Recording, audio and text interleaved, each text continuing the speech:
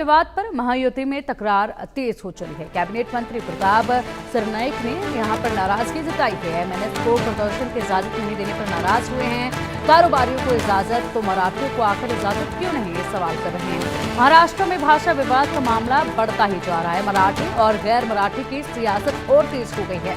मुंबई के मीरा भाईंदर में महाराष्ट्र नवनिर्माण सेना के कार्यकर्ताओं ने सड़क पर उतरकर जोरदार प्रदर्शन किया।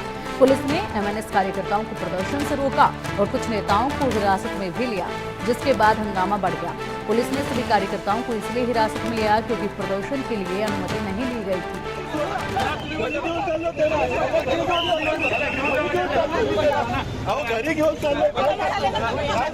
और चलिए अब इसी पर अधिक जानकारी के लिए हमारे सहयोगी शाहिद अंसारी का रुख करेंगे। शाहिद, लगातार ये विवाद बढ़ता जा रहा है। लग रहा था कि जैसे अब महाराष्ट्र सरकार ने अपने कदम पीछे खींचे, फैसला वापस लिया, तो अब कहीं ना कहीं माहौल शांत हो जाएगा, लेकिन उसके बाद तो यहाँ पर ज्यादा गर्मागर्मी देखी जा रही है।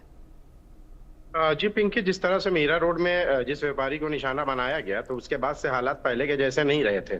और उस व्यापारी को जब पीटा गया तो यहाँ पे मीरा रोड में सारे व्यवसायी जो है एक साथ हो गए और मनसे के खिलाफ जो है वो सारे लोग जो है धरना प्रदर्शन करने लगे। अब बात ये थी कि ये पहली बार ऐसा हुआ है कि किसी भी व्यक्ति को जो है मनसे द्वारा पीटने के बाद जो है पूरे एरिया में मनसे के खिलाफ जो है धरना प्रदर्शन किया जाने लगा। अब मनसे के लिए क्या है कि अब अपनी जो है जमीन खिसकते जब यहाँ से नजर आई, तो मनसे ने भी जो है इस प्रदर्शन का जवाब देने के लिए जो है खुद प्रदर्शन की बात कही और मराठी अस्मिता को बचाने के लिए वो खुद मीरा रोड में जो है इस इलाके में धरना प्रदर्शन की बात करने लगे। लेकिन हैरानी इस बात की थी कि पुलिस ने उन्हें इजाजत नहीं दी, और इजाजत इसलिए नहीं दी कि इन्होंने जो रूट का चयन किया था वो वही रूट था जहाँ पे ये सारे कारोबारी थे।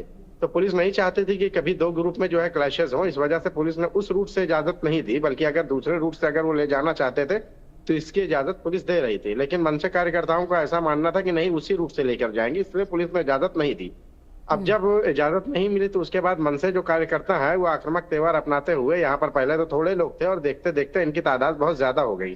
फिर उसके बाद पुलिस ने इन्हें डिटेन करना शुरू किया। बाद में जो है कैबिनेट मंत्री प्रताप सरनाईक जो ट्रांसपोर्ट मिनिस्टर है, उन्होंने जो है कि चूंकि वो एकनाथ शिंदे ग्रुप के हैं, तो उन्होंने जो है कहा है कि भाई इस तरह से जो है आप गैर मराठियों को जो है इजाजत तो दे देंगे, लेकिन मराठियों को मराठी अस्मिता बचाने के लिए इजाजत नहीं देंगे, तो मैं भी इस प्रदर्शन में शामिल होऊंगा, मुझे भी अरेस्ट करो।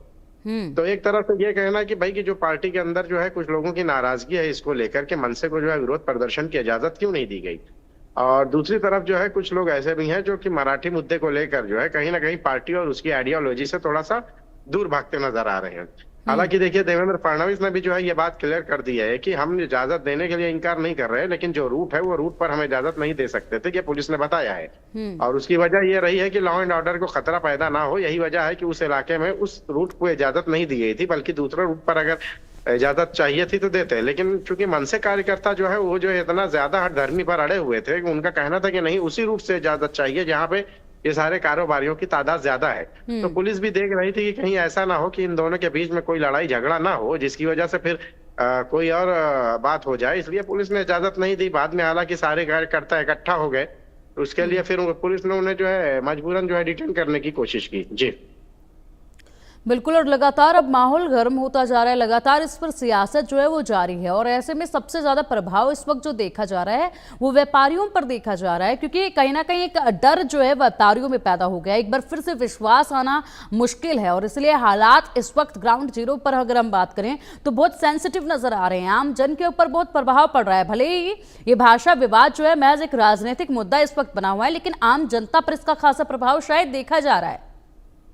जी देखिए पिंकी, मनसे की जो गुंडागर्दी और जो दादागिरी रही है वो आज से तो रही नहीं है, हमेशा से रही है। 2007, 8 की 6 की बात करें, उस दौरान से जब इन अपने पार्टी के वजूद बरकरार रखने के लिए इन्होंने क्या किया था, उत्तर भारतीयों को निशाना बनाया और फुटपाथ पर सोने वालों को निशाना बनाया, छोटे छोटे कारोबारियों को निशाना बनाया। तो लेकिन हुआ यह है कि मीरा रोड में जब इन्होंने किया तो ये पहली बार ऐसा हुआ है कि मनसे के खिलाफ जो है लोग प्रदर्शन करने लगे।